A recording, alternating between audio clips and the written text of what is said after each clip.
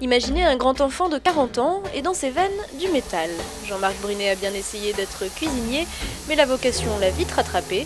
Ferronnier et forgeron comme son père et son grand-père, il s'est installé dans le Vercors en 2003 avec un désir, créer.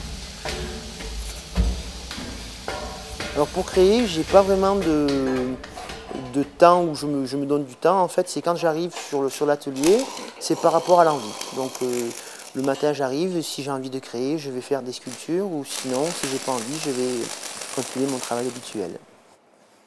Donc l'idée, c'est d'avoir une personne, donc là, toujours en gardant l'outil comme il était, donc d'avoir le visage de la personne, enfin la tête avec une petite casquette, pourquoi pas une houppette, on est un petit peu dans l'imaginaire. On a ses bras et un corps imaginaire.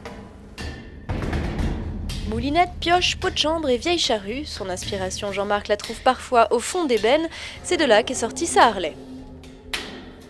Moi je voulais un petit peu faire ma Harley qui fonctionne au lait. Donc le réservoir est un bidon de lait. Et donc c'était un petit peu mon rêve, ma Harley qui fonctionne à la surproduction nationale. L'univers, c'est un petit peu ça, c'est peut-être justement l'outil de ne pas toucher à l'outil et de travailler avec la rouille, donc avec le vécu de l'outil.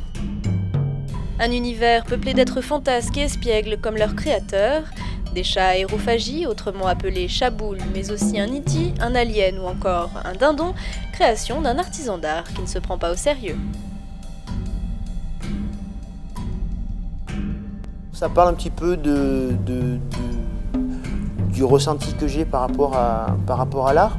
Donc l'art, c'est pas toujours des choses, disons c'est une chose sérieuse, mais on peut l'identifier en chose, disons en partie assez humoristique ou assez bizarre, quoi. On n'est pas obligé de se tenir toujours se coller à une ressemblance, quoi.